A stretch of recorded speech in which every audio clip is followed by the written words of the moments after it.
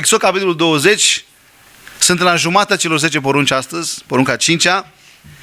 Și în această poruncă se face tranziția de la prima parte, primele 4 porunci, care reglementează relația noastră cu Dumnezeu, ne vorbesc în primul rând despre cum este Dumnezeu, caracterul Lui și cum să ne relaționăm la El. Auzi aminte, să nu ai alți Dumnezei în afară de mine. Și nimeni care înțelege natura existenței lui Dumnezeu, a caracterului Său, nu poate să piardă folosul acestei prime porunci de a ne închina, de a avea doar un singur Dumnezeu și a ne închina numai Lui, și legate de celelalte, de a nu face chip cioplit sau vreo înfățișare în scopul închinării, pentru că nu există nimic care să îl poată întruchipa pe El, nimic care să apropie de El. Închinarea noastră este în duh și în adevăr, ne spunea însuși Iisus. Să avem grijă atunci când vorbim, când menționăm numele Domnului, pentru că este un nume sfânt, care întotdeauna când îl menționăm în viața noastră trebuie să aibă o bază de relație personală cu El. Nu să-L vorbim așa la obișnuință, pentru că este Dumnezeu. Și duminica trecută vorbeam despre cât de importantă este odihna pe care Dumnezeu ne-a dat-o. Să ținem ritmul cu Dumnezeu. Muncim, ne oprim. Și iar muncim, iar facem și iar ne oprim. Și să-L citim pe Dumnezeu într-o zi ca aceasta, așa cum Domnul Iisus a făcut-o. Spunând că sabatul a fost făcut pentru om. Dar Iisus este Domnul sabatului. El este cel mai important. Astăzi deci trecem într-o tranziție, așa, într-o poruncă de tranziție. Porunca numărul 5, care se află în versetul 12, unde spune: cinstește-L pe tatăl și pe mama ta, pentru ca să trăiești mult timp în țara pe care ți-o va da Domnul Dumnezeul tău.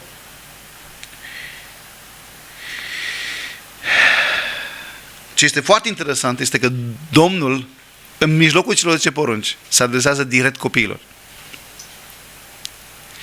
Și lucrul interesant este că adesea noi avem impresia că lucrurile ar trebui să înceapă cu noi, ăștia mai mari, adulții, părinții. E adevărat, Scriptura vorbește despre importanța creșterii copiilor către părinți. Spune, învață-l pe copil de mic. Și de mic e pe bune, de când se naște. Calea lui Dumnezeu, că atunci când va îmbătrâni sau când va fi mare, nu se va depărta de ea. Este o poruncă și o promisiune acolo. Foarte interesant. Și câte părinți? O poruncă și o promisiune. Însă mi-aduc aminte de o ilustrație, mi-a plăcut asta. E vorba despre un copil, așa, un adolescent la început,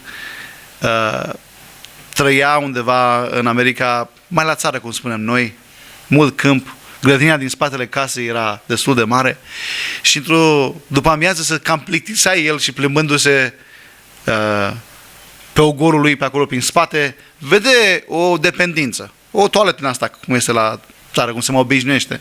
Și era pusă, era destul de drăpânată, veche, și era pusă exact lângă râul care nu trecea departe de casa lor. Se uită la el așa și mai face un gâlț așa, mai hățăne un pic așa și nu știu cum face, că o împinge râu. Și pac, pică râu și când a văzut că a picat în râu, a șis bughitul la fungă, niciun gând n-avea să spună cuiva despre ce a făcut.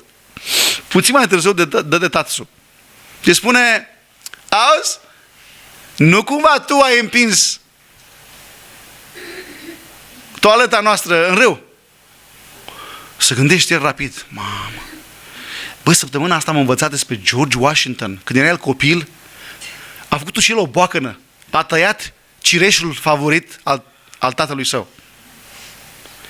Și atunci când tasul l-a prins din urmă, l-a găsit pe undeva, a zis, fiule, ai tăiat cireșul. Cireșul la care îmi place mie, știi foarte bine că îmi place. Și el a fost așa foarte categoric și a zis, da, tată, l-am tăiat. La care tasul a spus, bun, pentru că ai fost sincer cu mine și am mărturisit, trece de la mine asta. Și băiatul nostru, fiind proaspăt această informație în mine, a zis, și eu voi recunoaște ca și George Washington. George Washington fiind unul din părinții Americii. Și spune, da, tată, eu am împins toaleta în râu, da. Spune, bun, tu ai împins-o, du-te și caută o joardă ca să-ți dau. La care el, da, tată, săptămâna asta am învățat despre George Washington, părintele nostru țării, păi națiunii noastre, care și el a tăiat cireșul tatălui său favorit și l-a iertat că a recunoscut. La care tatăl zice, da, dar tatăl să nu era în cireș când l-a tăiat.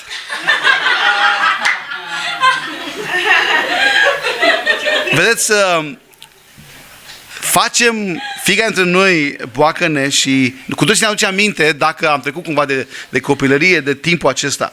Însă din nou vreau să subliniez, este interesant că la jumătatea celor 10 porunci, când se face această tranziție către relația noastră unii cu ceilalți, Dumnezeu găsește în versetul 12 aici să vorbească copiilor. Așa că copiii noștri care sunt prezenți aici trebuie să fiți foarte atenți. Dumnezeu vă dă cinstea de a vă vorbi direct vouă. Cinstește-L pe tatăl și pe mama ta pentru ca să trăiești mult timp în țara pe care ți-o va da Domnul Dumnezeul tău. Noi am gândit ca și maturi că ține de noi în primul rând cum învățăm pe copiii noștri ca să facă treaba asta. Dar Dumnezeu, din nou subliniez, vorbește direct copiilor. Și de ce? Pentru că în lege se vede lucrul ăsta mereu. Dumnezeu poate avea o relație cu copiii. Este un lucru pe care copiii trebuie să-l audă bine. Dumnezeu poate avea o relație personală și putem spune și invers. Orice copil poate să aibă o relație personală cu Dumnezeu. De multe ori noi adulții lasă că trebuie să crească mari. Dar Scriptura spune, învață pe copil de mic ca la Dumnezeu. Prin grai și trai, bineînțeles. Dar Dumnezeu vrea acest lucru. În lege deseori se spune, când mergi cu copiii tăi, când pleci la călătorie, învață-i legea mea. Când te întorci, învață-i legea mea, să păzească legile mele. Și tot peste tot se vede acest proces împreună. Dar Dumnezeu se adresează direct copiilor. Nu puține sunt exemplele în Scriptură în care Dumnezeu vorbește despre modul cum copiii l-au cunoscut și au fost folosiți de Dumnezeu. Mi-aduc aminte de o fetiță care a spus marelui conducător al oștirii siriene, Naaman, ce să facă. Că în țara ei, de unde era luată ea, în Israel, există un om care îl poate vindeca. O fetiță. N-a zis, sunt prea mică, cine m-a ascultat pe mine? Ieremia a fost un copil pe care Dumnezeu spune, te-am ales din pântecele mamei tale să fii prorocul meu. E adevărat, a fost cam copilul plângăcios, cum îl numesc teologii pe Ieremia. Dar în dimineața asta învățam promisiuni nenumărate ale lui Dumnezeu. Eu știu planurile care le-am cu tine, planul de pace, de speranță, spune Dumnezeu. Iar omul acesta a învățat de mic aceste promisiuni și le-a spus cu grai și trai, să spunem așa, lucruri folositoare pentru noi. Însă, interesant este că în această promisiune, în această poruncă, Dumnezeu atașează o promisiune. Cinstește pe tatăl și pe mama ta, cinstește părinții, dar spune, ca să trăiești mult timp în țara pe care ți-o va da Domnul Dumnezeul tău. De ce această promisiune? Ați văzut porunci, ca de exemplu porunca a treia, cu o avertizare. Ai grijă cum menționezi numele meu. Nu socoti, nu lua în deșert, nu ne socoti cu numele meu. Pentru că eu voi pedepsi pe acela care face lucrul acesta. De asta aceasta spune copiilor, dacă cinstești părinții, îți voi da o viață, spune, lungă în țara pe care ți-o dau eu, Dumnezeul tău. De ce această promisiune? Pentru că, în primul rând, spune orice copil care se poartă cu cinste față de părinți, în toate aspectele, ascultare, respect, a urma pur și simplu exemplu și așa mai departe, contribui la țara în care trăiești. Spune, tu vei trăi multă vreme, o viață îndelungă, cu alte cuvinte, în țara pe care ți-o dă Domnul Dumnezeul tău. Ei fuseseră robi, n-au văzut o țară a lor. Deși fuseseră invitați de unul dintre faraoni ca să locuiască în ținutul Gosen în nordul Egiptului, dar ajunsese la un moment dat, când a venit următorul faraon, să fie sclavi, să fie abuzați. De fapt, acesta spune, dacă vrei să contribui la națiunea ta, la neamul tău, la țara ta, la societatea în care trăiești, iată cum se începe. E foarte interesant că Dumnezeu pune o așa mare importanță pe copii. De multe ori spuneam și repet, noi adulții îi oprim de la a înțelege responsabilitatea pe care au înaintea lui Dumnezeu copiii, ei înșiși. De ce? Pentru că Dumnezeu se adresează lor. Voi copiilor, cinstiți pe tatăl, pe tații și pe mamele voastre, pentru ca să vă binecuvântez. Făcând așa, vei contribui la țara ta, la neamul tău. Și pe vremuri, conta foarte mult neamul. Familia din care te tragi. Era unul din lucrurile cele mai de preț. Lucru de onoare. Astăzi, așa, la conveniență. Dacă faci acest lucru, Dumnezeu ne spune ca și copii, că toți suntem într-un fel sau altul, cred, încă copii, avem părinți. Dar ne spune că contribuim la sănătatea familiilor noastre. Ca să trăiești bine, să spune aici, să trăiești mult timp în țara pe care ți-o dau eu, Domnul Dumnezeul tău. Dacă porunca asta cade familia. Dacă porunca asta cade neamul, țara, societatea. Ne-am gândit vreodată că binecuvântarea familiei noastre ține de noi ca și copii? De multe ori ne grăbim să dăm vina și poate avem și motive. Dar Dumnezeu nu spune așa. Și o să vedem imediat ce înseamnă această poruncă. De fapt, ce înseamnă să cinstești. Cuvântul acesta e un cuvânt deosebit. Dar ne-am gândit vreodată că binecuvântarea familiei noastre, a neamului nostru, a țării noastre, ține de ascultarea noastră față de părinții noștri? Și ce este interesant, am văzut în Noul Testament, de exemplu Roman capitolul 1, versetul 30, 2 Timotei capitolul 3, versetul 2, că spune că vremurile din urmă, printre multe altele, sunt caracterizate și de oameni care cum sunt? Știi cineva? Neascultători de părinți, spune. Romani 1 cu 30. Și în Timotei spune, să știi, Timotei, că în vremurile din urmă, oamenii vor fi, și spune printre ele, neascultători de părinți. Și știți ce? Se vede lucrul ăsta că se împlinește. Ca și celelalte. Astăzi, ăștia sunt subiectele talk show-urilor și discuțiilor aprinse la care ne holbăm noi de multe ori. S-a mai certat fiica cu mama și mai știu eu ce, nu o să dau nume că nu e cazul, dar știm la ce să ne referim. Se vede cu ochiul liber cum Biblia se împlinește, dar întrebarea este, înțeleg eu responsabilitatea mea? Cât încă mai sunt copil? Știți, e o vorbă, spune, cine n-are bătrân să-și cumpere. Cu referință la ce? Păi bătrânii sunt părinții noștri, părinții cuiva. Și de multe ori trebuie să ajungem să rămânem fără ei ca să-i regretăm. Și astăzi este o poruncă pentru noi toți, pentru că noi toți stăm în banca copiilor, dacă nu ne-am dat seama până acum. Dar ce înseamnă această poruncă? Este o poruncă cu o binecuvântare. Eu și cu tine contribuim la familie, la neam, la țară, la societatea noastră, fiind așa, fiind respectoși. Și nu vreau să intru în detalii, dar poate discutăm miercuri. Cum cinstim noi? Când te ridici în metrou și dai locul un om în vârstă, am văzut de multe ori din asta, ia mă lasă în pace că tot stau acasă. Stau acasă și după aia pleacă la plimbare. Iar eu sunt mor de obosit că vin la muncă. Și găsim scuze. Cu toții putem să gândim la asta, nu judec pe nimeni. Dar să ne gândim modurile practice. Modurile practice în care putem să cinstim pe aceia care ne sunt părinți. Ce înseamnă porunca aceasta? Să cinstești pe tatăl și pe mama ta, pe părinți. Să cinstești părinții. În primul rând, porunca asta a cinsti se referă la iubire. A iubi părinții. Acum, ce înseamnă a iubi? Știm de la Domnul Iisus chiar. Matei, capitolul, și hai să deschidem acolo, 22. Pentru că ne-am obișnuit să înțelegem cele 10 porunci și legea prin Domnul Iisus. În Matei 22, versetul 37, după ce Domnul Iisus se pune o întrebare, care e cea mai mare poruncă? Da? Și bineînțeles se spune și scopul acolo pentru ce era pusă întrebarea. Iisus răspunde așa: să-L iubești pe Domnul Dumnezeul tău cu toată inima ta, cu tot sufletul tău, cu toată inima ta. Și versetul 38. Aceasta este cea dintâi și cea mai mare poruncă. Iar a doua, spune asemenea ei, e a doua, dar e la fel de importantă ca și prima, numai că vine din prima, după prima, izvorăște din prima, spune să-L iubești pe semenul tău sau pe aproapele tău ca pe tine însuți. Și Domnul Iisus spune ceva aici. Toată legea și profeții și prorocii depind sau țin sau sunt împlinite prin aceste două porunci. Deci, cu alte cuvinte, potrivit Domnului Iisus, orice lege, orice poruncă înseamnă, în primul și în primul rând, a iubi. A iubi pe Domnul Dumnezeul tău, când e vorba despre relația ta cu El, primul și în primul rând. Nu contează faptele.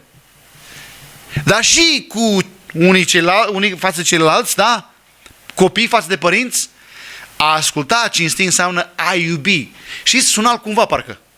Nu trebuie, iară trebuie să-l ascult. Mă duc cu gunoiul, îl spăl vasele, înțelegi? Lucruri de genul ăsta.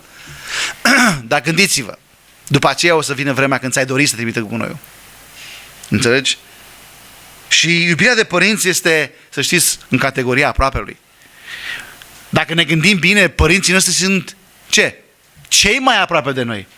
Și noi cunoaștem foarte bine ce poame sunt, dar și ei cunosc foarte bine ce poame suntem noi, nu? Și pot să spun între voi, da, stai creză-mă, părinții mei varză. Unii dintre noi putem să spunem, părinte, dar părinții mei m-au părăsit. Și adevărat, se întâmplă să facă lucrul ăsta. Dar nu e așa că Domnul Iisus spune, iubește-ți și dușmanii tăi? Și nu știu dacă un părinte poate fi considerat până acolo să fie dușman.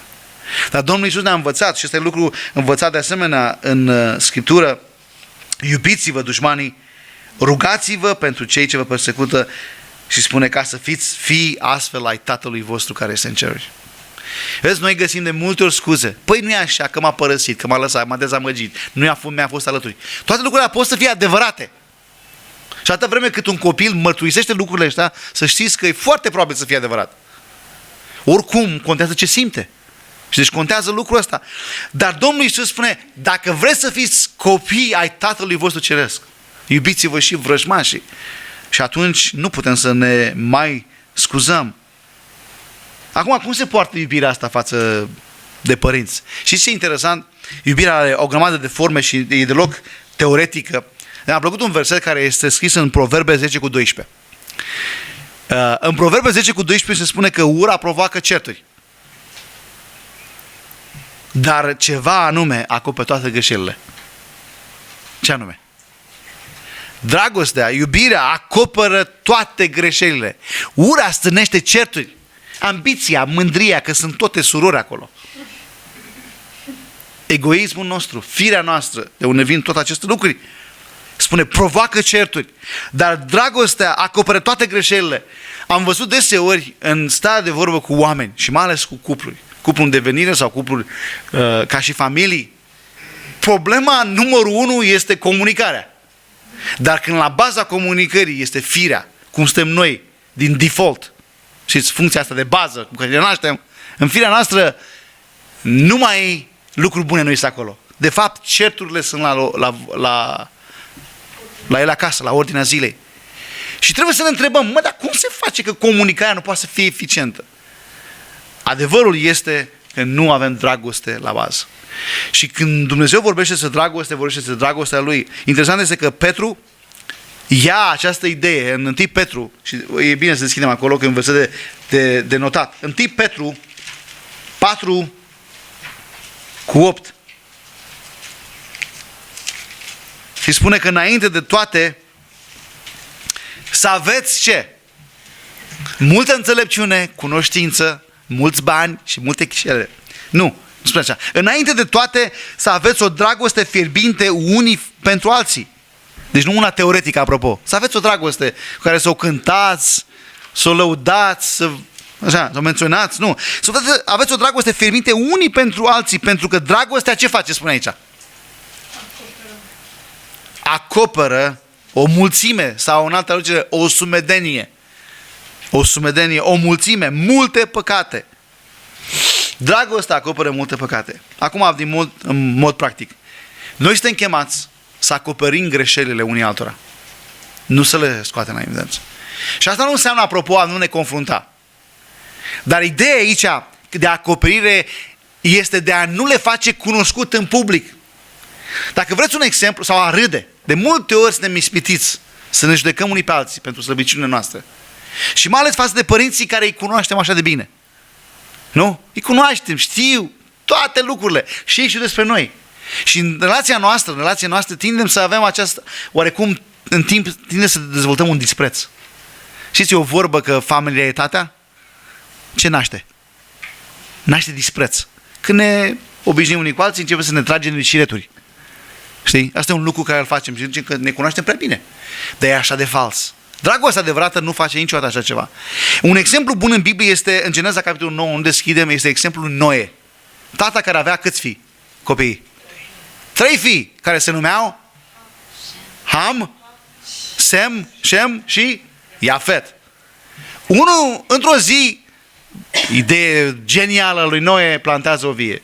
Și când ajunge la rod, se pune pe băut și să îmbată. Și în pierderea minților lor, ca să face alcoolul, începe să dezbrace și ajunge gol. Și ce face Ham? Îl vede și se duce la frații lui și începe să râdă. Tata e dezbrăcat, e vai de mama lui. Ce fac frații lui? Sem și cum Iafet spune că au luat o haină. Au pus-o între ei și cu spatele au mers către tatăl lor și l-au acoperit. L-au acoperit și l-au dus în casă. L-au pus la culcare. Cel mai bun lucru de făcut. Dacă se poate. Știți că unii nu prea vor culcare. Dar spune că mai departe Noe, când a auzit ce a făcut fiul său cel mare, l-a blestemat. Este o rușine să ajungi să disprețuiești. Dar dragostea nu face niciodată acest lucru. Dragostea acoperă. Așa cum Sem și Iafet s-au gândit să acopere. Nu s-au gândit în momentul ăla, când omul este în slăbiciune. N-are rost să-i frăci urzica în nas, cum spunea un strămoș de-al meu. N-are rost să îi spui tu ce-i bine și ce nu-i bine. Trebuie să fii alături de el, ca la vremea potrivită să poți să-i spui care e treaba. Și Dumnezeu face cu noi. De câte ori a simțit că Dumnezeu vă dă peste cap imediat așa, cum greșiți? Nu se prea întâmplă așa. Suntem binecuvântați cu mult har. A ne cinsti părinții înseamnă a iubi. Dar mai e un lucru foarte interesant vis-a-vis, un al doilea lucru care înseamnă a cinsti. În original, cuvântul ăsta, a cinsti, verbul ăsta este kabaid. Vine la kabod, care înseamnă slavă sau glorie. Cuvântul glorie în ebraică, în Vechiul Testament, înseamnă greutate, ceva greu, ceva extraordinar de greu. Se spune despre gloria lui Dumnezeu când se bogora peste cortul întâlnirii. Poporul nu putea să stea în preajmă. Tremura. Când s-a coborât pe munte, poporul a spus lui Moise, vorbește-ne tu și nu mai lăsa pe Dumnezeu să ne vorbească, că murim cu toții. Ei bine, când spune cinstește, este cuvântul ăsta la bază al gloriei, a oferi greutate. Când noi cinstim părinții noștri, practic, ce se întâmplă? Noi dăm greutate, dăm crezare, dăm respect, dacă vrei. Și nu orice fel de respect, apropo. Dăm o cinste cuvenită, grea. Știți, de multe ori facem lucrurile așa, din obișnuință. Dar niciunul dintre noi nu ne place să fim tratați în modul ăsta de obișnuință. Vrem să avem atenție. Vrem să fim respectați, apreciați pentru lucrurile pe care le facem. E adevărat, nu trebuie să trăim pe baza lor. Dar e bine când se întâmplă, nu? În a cinsti părinții, practic Dumnezeu ne spune, dați-le greutatea cuvenită. Și ce înseamnă asta? Păi ne-au născut, ne-au crescut, am venit în lumea asta pentru că Dumnezeu ne-a adus prin ei, i-a folosit pe ei. Și lucrul ăsta trebuie să înțelegem că îl facem ca pentru Domnul. Așa cum aducem glorie lui Dumnezeu, pentru că Dumnezeu folosește același cuvânt de cinstire față de El. Să nu ne însocotești numele Domnului, da? Adică ce înseamnă asta? Să cinstești numele Domnului, să onorezi. E același cuvânt pe care îl folosești și față de părinți. Și dacă vreți să știți, este același lucru și aceeași atitudine pe care trebuie să o avem unii față de ceilalți. De fapt, să știți că asta facem. Când ne cinstim părinții și prin extensie, când ne cinstim unii pe ceilalți în Domnul, îl glorificăm pe Dumnezeu mai întâi. Acum gândiți-vă. Ori de câte ori, ca și copii, de exemplu, ascultăm și cinstim de părinții noștri, îl cinstim pe Dumnezeu. Este un lucru de amintit. Și exemplul, practic, pentru noi, să știți, este un exemplu cel mai evident, și anume Domnul Iisus. Știți, e un alt lucru interesant cu Domnul Iisus, la vârsta de 12 ani, în Luca capitolul 2, spune că părinții l-au luat și au făcut cu el. L-au dus la templu.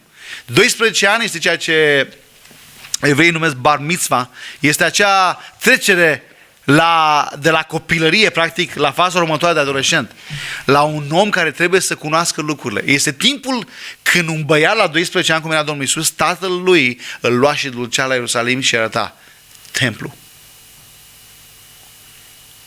Îi arăta curtea templului, I arăta și explica toate lucrurile. I arăta și explica istoria, deși până atunci o învățase. Dar atunci era momentul când i arăta. Gândiți la Domnul Iisus că într-o zi, și probabil exact în ziua când a fost dus la templu, Tatăl cel ceresc, Tatăl lui adevărat, i-a spus: vezi templu? Tu ești templu. Jertfele care se aduc aici în templu, tu ești jertfa supremă. Sângele care curge din aceste animale pentru păcatele oamenilor, tu însuți vedea sângele tău. Pentru că spune acolo că părinții lui au plecat înapoi și ce au făcut? După 3 zile, unde e Iisus? E foarte ciudat să-L pierzi pe Dumnezeu, de genul ăsta, dar se mai întâmplă. Așa, deci se întorc la templu și îl găsesc unde? În templu, pe locul marilor învățați, dându-le lecții la mai marii poporului. Pentru că spune că erau uimiți de înțelepciunea pe care o avea. La 12 ani. Copiii, câți ani aveți? La 12 ani Iisus ne dă exemplu că putem cunoaște cuvântul Lui Dumnezeu foarte bine. Ba, prea bine, am zice noi. Dacă oamenii de seama ai poporului erau uimiți. Și la întrebarea, cum ai putut să faci lucrul ăsta? Cum ai putut să lași pe tatăl tău și pe mama ta? Și el a spus: păi, de ce m-ați căutat? Nu știați că trebuie să fiu în casa tatălui meu? Mă întreb dacă nu cumva, chiar în zilele acelea când l-a dus la templu, a auzit cuvintele tatălui, așa că spuneam: tu ești templu, ăsta e planul. Vedeți, venise vremea când Iisus trebuia să înceapă să-și pășească în rol. Și un al treilea mod, pe lângă a iubi și a respecta, a cinsti, dacă vreți, pe părinții noștri, știți cum împlim porunca 5-a? Prin a-i lăsa. De aceea va lăsa omul pe tatăl său și pe mama sa. Și în cazul respectiv spune, se va lipi de soția sa și vor fi un singur trup. Principiul acesta al dezlipirii, al lăsării, este un principiu pentru noi. Ce înseamnă asta? Trebuie să ne dezlipim de dependența de părinți care ne-au fost exemplu și trebuie să ne alipim cât mai mult de Dumnezeu. Nu înseamnă să-i părăsim, adică să nu mai pasă de noi. Nu, dar dependența noastră, când ajungem oameni maturi, când trecem la un moment dat în copilăria noastră, când începem să facem diferența între bine și rău, trebuie să înțelegem că trebuie să învățăm cum să ne relaționăm cu Dumnezeu nostru. Și făcând asta, îi cinstim cu adevărat pe ei, da? Dar îi cinstim pe Tatăl nostru cel ceresc. Și Iisus este exemplul acesta. Dar și ce e interesant în Luca capitolul 2, spune că apoi s-a pogorât împreună cu ei, Iisus, cu părinții lui, și ce spune mai departe? A venit în Nazaret și le era supus. Le era supus și le era Dumnezeu din Dumnezeu adevărat. Exemplu extraordinar.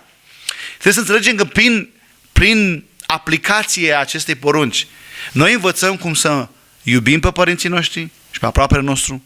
Învățăm cum să respectăm, așa cum iubim și respectăm pe Dumnezeu însuși care ne dă porunca asta, și învățăm să ne dezlipim de aceea pe care Dumnezeu i-a pus în jurul nostru ușor cu ușor, fără să ne rupem relațiile, dar să depindem tot mai mult de Dumnezeu. Tot mai mult de Dumnezeu. Pentru că știți ce?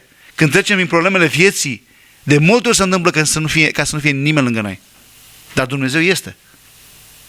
Vine vremea să cunoaștem în vechime că tații obișnuiau, și încă sunt popoare care fac lucrul ăsta, să, la o anumită vârstă a copilului, mă refer la băieți acum, să-i pună la teste. Ați văzut prin filme. Indienii obișnuiau lucrul ăsta. Trebuia să treacă printr-un ritual de teste, ca să ajungă să înțeleagă responsabilitatea pe care o are ca și bărbat în devenire. Apropo de aplicația acestei legi, la o școală duminicală, într-o duminică, un învățător de școală duminicală, doar ce discutați cele 10 porunci, respectiv porunca 5-a. Să cinstești pe tatăl tău și pe mama ta ca să trăiești viață lungă și fericit în țara pe care ți-o dă Dumnezeul tău, și a vrut să testeze pe copii în ce privește înțelegerea lor cu privire la această aplicație acestei legi. Și a spus: copii, ia spuneți-mi, există vreo poruncă a lui Dumnezeu?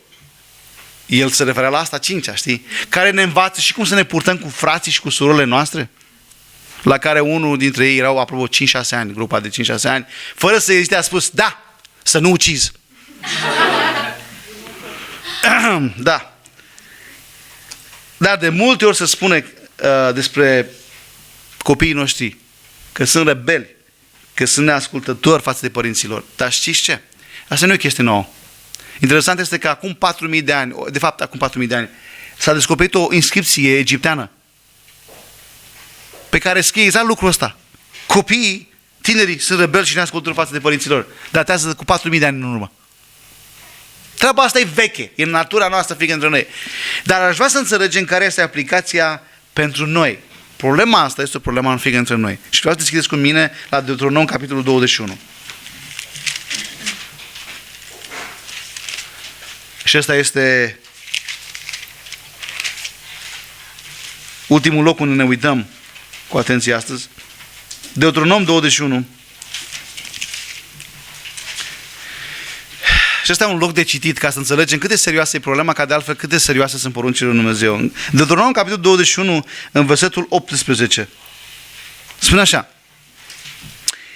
dacă un om are un fiu neascultător și răzvrătit, care nu ascultă pe tatăl și nu ascultă de mama lui și nu ascultă nici după ce l-au disciplinat. Deci lucrul e foarte clar. Părinții să-l ducă înaintea celor din sfatul bătrânilor, la poarta cetății, și să le spună: acest fiu al nostru este neascultător și răzvrătit, nu ascultă de noi și este un risipitor și un bețiv. Țineți minte lucrul ăsta. Este un risipitor și un răzvrătit.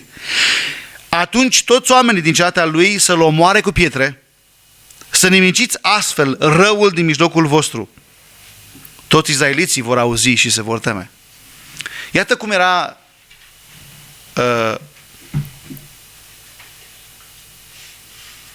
nu știu cum să folosesc, ce cuvânt să folosesc, răsplătită neascultarea în poporul lui Dumnezeu.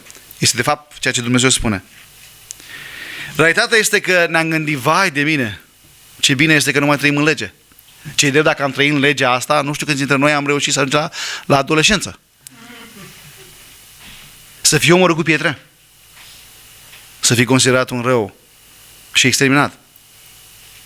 Dar atât de serios este problema ascultării de părinți.